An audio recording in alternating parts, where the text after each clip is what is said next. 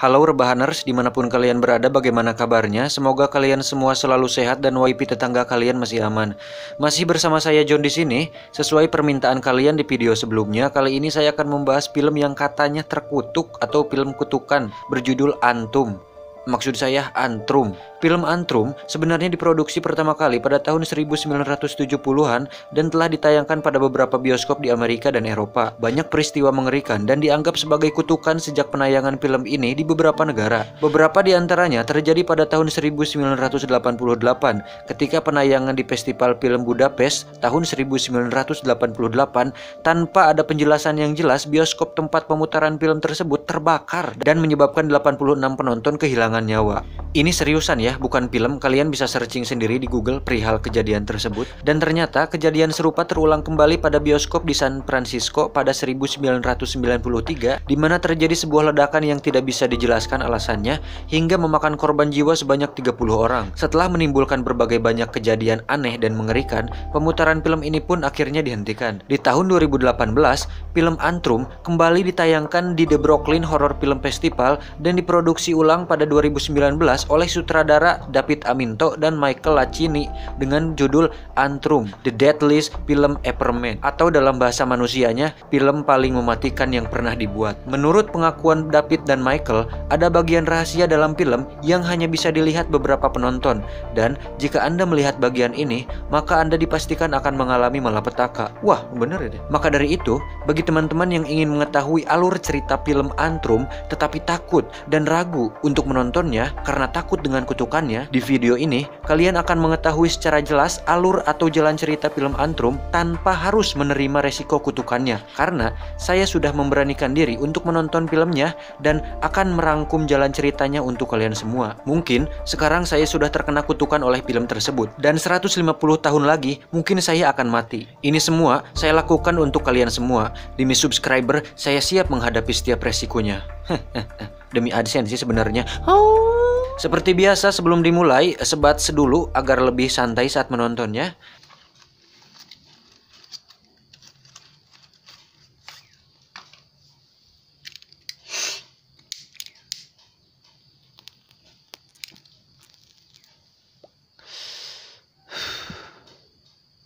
Cekicrot. Get it when I get back.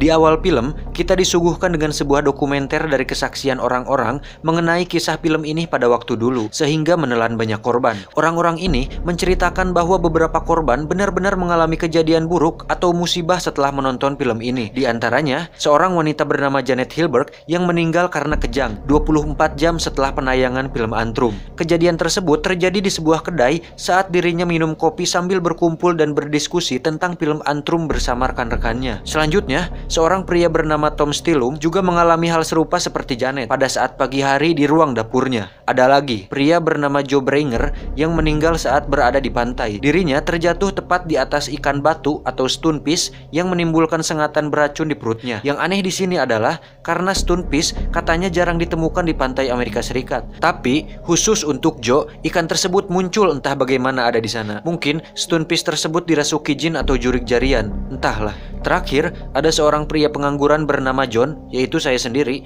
yang mengalami kejadian aneh 24 jam setelah menonton film ini. Waktu itu, saat saya sedang tiduran, tiba-tiba saya mendengar suara aneh dari ruangan lain. Saya langsung menyalakan HP dan merekamnya. Ketika itu, sebenarnya saya ragu untuk memeriksanya, karena aku termasuk orang yang borangan, tapi aku memberanikan diri. Saat aku menghampiri sumber suara tersebut, semakin dekat, betapa terkejutnya aku, ternyata itu hanya suara kodok yang sedang makan.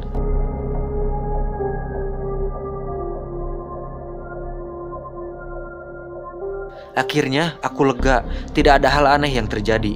Tetapi saat aku kembali ke kamarku, betapa terkejutnya saat aku melihat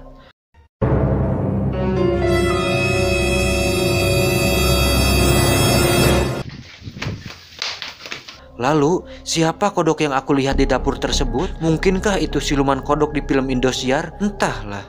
Kita lanjut ke filmnya. Setelah selesai dengan sesi dokumenter tersebut, sebelum melanjutkan menonton film Antrum ini, akan ada sebuah peringatan besar yang menerangkan bahwa pihak produksi film tidak akan bertanggung jawab dengan resiko yang terjadi kepada penonton setelah menonton film tersebut. Peringatan tersebut memiliki durasi 30 detik, di mana perhitungan mundur 30 detik tersebut dapat menimbulkan sedikit kekhawatiran apakah tetap lanjut menonton atau tidak. Nah, buat kalian yang memiliki ketakutan atau keraguan pada film ini, dianjurkan untuk tidak lanjut menonton atau untuk tidak menontonnya sama sekali. Apalagi jika Anda sedang boker dan mau cebok, lebih baik stop dulu menonton. Sebagai gambaran, film ini menceritakan dua orang saudara kakak beradik bernama Orale sebagai kakak dan Nathan sebagai adiknya, yang secara kasarnya mencoba menghidupkan jiwa seekor anjing kesayangan adiknya Nathan yang meninggal.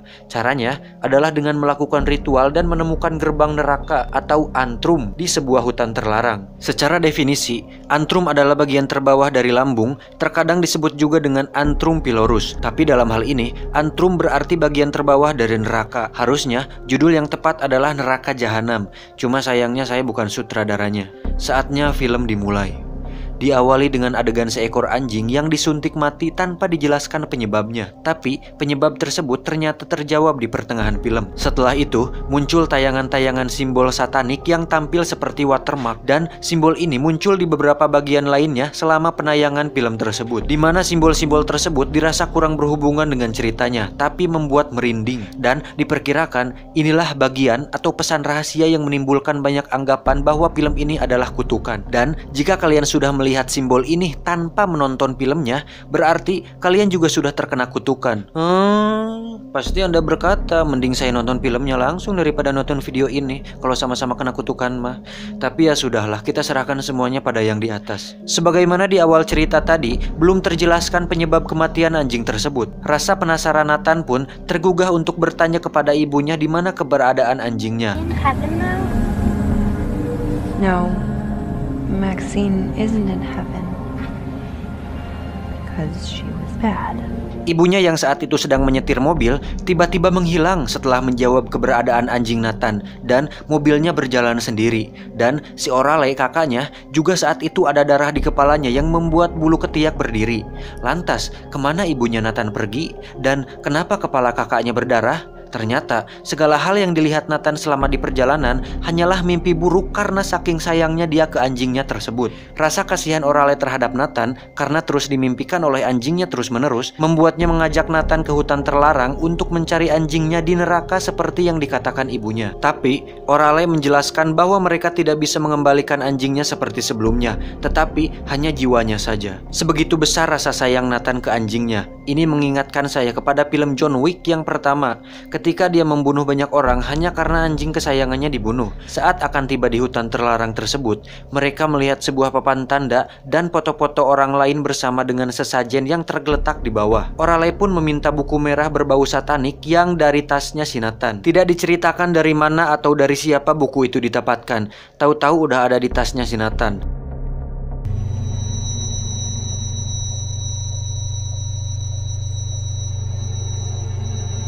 Lalu si Nathan bertanya, "Foto dan sesajen ini untuk apa kakak?" Orale menjawab bahwa untuk memasuki hutan terlarang ini, Nathan harus memberikan atau meletakkan barang kesayangannya di tempat tersebut. Nathan pun mengambil kalung anjing kesayangannya dan meletakkannya di sana. Tiba-tiba Nathan ingin pipis dan meminta izin kakaknya untuk pipis sebentar. Ketika pipis, Nathan tidak sengaja melihat ukiran di pohon yang bertuliskan "Tidak ada di sini yang keluar hidup-hidup". Tetapi Nathan cuek saja, soalnya dia lagi pipis enak.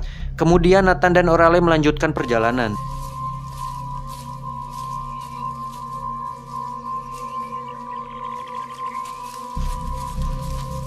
Tibalah mereka di tempat yang dituju. Mereka pun mendirikan tenda di sana dan langsung melakukan ritualnya dengan membuat sebuah bentuk simbol pentagram di mana setiap sudutnya diletakkan patung dan benda-benda aneh lain. Kemudian Orale membaca mantra diikuti oleh Nathan. "Wang wilaheng abdi nyuhunkeun bantosanana kanggo anu ngajaga di dieu, anjing abdi cenah hirup deui." Kemudian mereka pun mulai menggali tanah tersebut.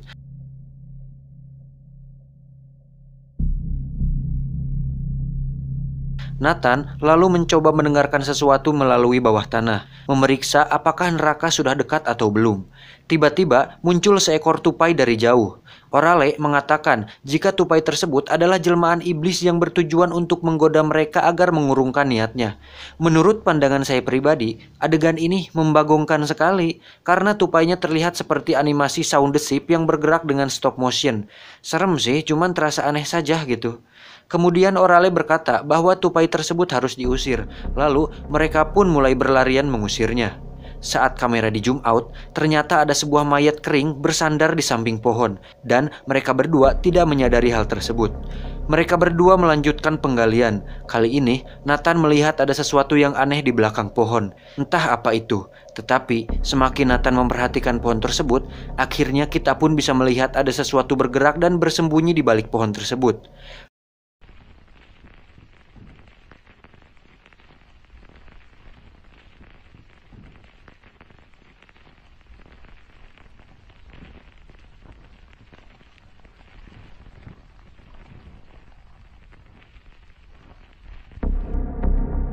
Hal ini benar-benar membuat bulu hidung saya merinding. Tetapi ketika di slow motion dan diulang-ulang videonya, ternyata tidak seseram yang dibayangkan. Mungkin itu hanya kru film yang tidak sengaja tertangkap kamera.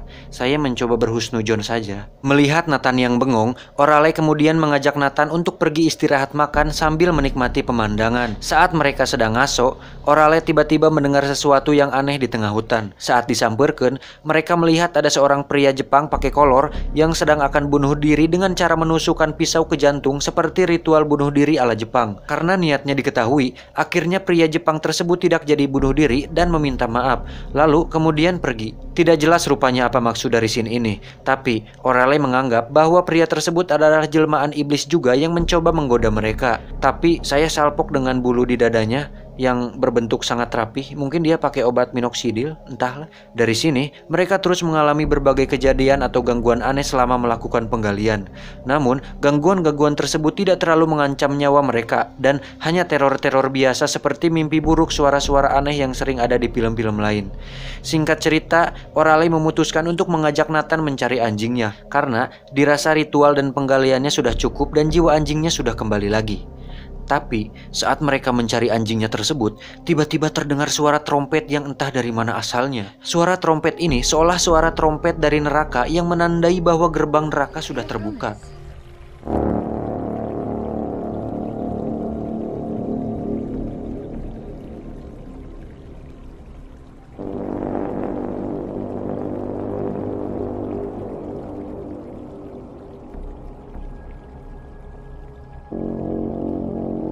Mereka berdua langsung berlari mencari sumber suara tersebut.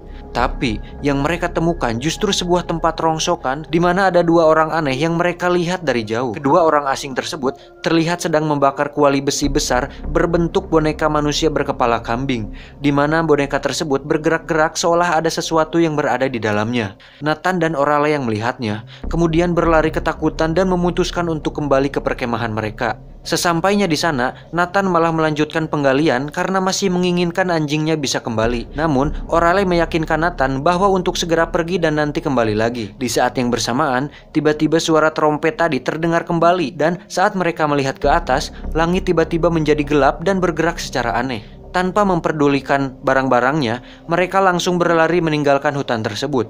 Dan akhirnya mereka berhasil keluar dari hutan tersebut. Mereka pun melanjutkan perjalanan untuk kembali pulang ke rumah. Tak disangka, saat berjalan menuju ke arah pulang dan hari sudah semakin malam, mereka kembali lagi ke tempat di mana mereka mendirikan tenda dan melakukan penggalian. Dalam istilah umum, ini disebut fenomena sakalor atau kembali lagi ke tempat awal. Mereka pun terheran-heran dan di saat yang bersamaan, Nathan tiba-tiba menjerit. Mereka pun langsung masuk ke tenda untuk mengamankan diri. Nathan mengatakan bahwa gerbang neraka sudah terbuka dan iblis bernama Cerebrus yang berbentuk anjing kepala 3 dengan berkalung besi rantai sudah keluar dari neraka. Hal tersebut membuat Orale semakin stres dan akhirnya mengatakan sebuah rahasia bahwa Orale sebenarnya mengarang semua ritual ini ini. Dari mulai buku merah, penggalian, dan gerbang neraka yang dia ceritakan. Semua itu dia lakukan agar Nathan bisa melupakan kesedihannya terhadap kepergian anjingnya dan berhenti bermimpi buruk yang Nathan alami selama ini.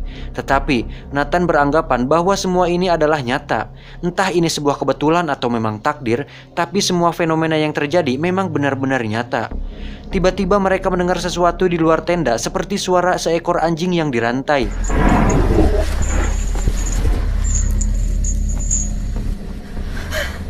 Mereka langsung berlari keluar tenda dan naik ke sebuah pohon dan berdiam di sana sampai ketiduran. Esok harinya, saat mereka bangun, Orale melihat dua orang asing yang tempo hari mereka lihat. Mereka sudah berada di sana dan memeriksa barang-barang mereka. Melihat hal tersebut, Orale dan Nathan diam-diam turun dari pohon tersebut dan mencoba bersembunyi. Tetapi, tanpa diketahui Orale, Nathan sudah berada di depan kedua orang asing tersebut dan tak diduga, Nathan ditembak hingga terjungkal. Orale yang mengetahui hal tersebut langsung lari menyelamatkan Nathan, dan yang terjadi adalah Orale juga ditembak. Saat tersadar, Orale sudah dalam keadaan terikat dan sedang dibawa ke suatu tempat oleh kedua orang asing tersebut. Rupanya, tembakan tadi hanya bius, sehingga mereka tidak sadarkan diri. Akhirnya Orale pun bobo lagi. Saat kembali sadar, mereka berdua sudah berada dalam sebuah kandang. Orale pun kaget. Ada apa ini? Apakah aku akan dijadikan bahan pengencrotan oleh mereka berdua? Ternyata, pria asing tersebut mengeluarkan Nathan dan memasukkannya ke dalam kuali berbentuk manusia kepala kambing tersebut.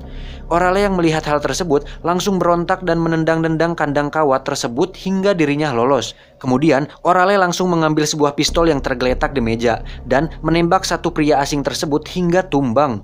Saat pria yang satu lagi menyelamatkan temannya yang tertembak, Orale langsung mengeluarkan Nathan kemudian menyuruhnya untuk lari jauh. Orale yang sudah nafsu kapegung akhirnya menghabisi nyawa mereka berdua hingga tewas. Kemudian adegan berpindah ke Nathan yang sudah berada di tengah hutan. Nathan yang sendirian di sana tiba-tiba melihat seekor anjing. Di sana Nathan juga menemukan sebuah kalung rantai di samping anjing tersebut. Nathan mengambil kalung rantai tersebut dan memegangnya. Dari sini entah apa yang terjadi. Saya sendiri pun kurang paham, tapi Nathan seperti kebingungan. Dan the end. Lalu muncul gambar segitiga Illuminacrot selama sekitar 10 detik. Lalu muncul lagi adegan di mana Orale sedang berlari mencari Nathan. Di sini saya agak kesal kenapa muncul tulisan the end kalau masih mau lanjut mah. Cuk! Orale yang kebingungan mencari Nathan justru malah mendengar suara-suara aneh dan didatangi beberapa makhluk aneh berwarna hitam yang entah itu manusia atau jurig. Tetapi Orale kembali lari ke tenda dan membakar buku merah setan yang ia bawa. Adegan berpindah di mana Orale tampak kebingungan mencari di mana sebenarnya si Nathan. Dia menangis dan nampak tidak menyangka mengalami hal tersebut. Tiba-tiba terdengar suara rantai dari luar tenda. Orale yang ketakutan langsung mengarahkan pistolnya ke arah pintu tenda agar ketika makhluk tersebut masuk, dia bisa langsung menembaknya. Tetapi ternyata suara rantai tersebut berasal dari kalung rantai yang dibawa oleh Nathan. Dari situ entah bagaimana akhirnya.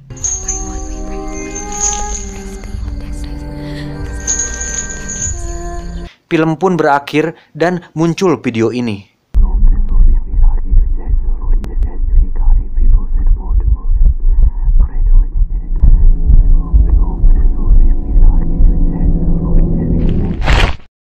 Entah apa maksudnya, mungkin itu adalah iblis, tapi saya juga tidak tahu karena belum pernah melihatnya langsung. Dan akhirnya seperti biasa, ceritanya sangat menggantung dan sangat membagongkan sekali. Dan memang film ini benar-benar terkutuk, sampai-sampai saya mengatakan hal-hal terkutuk.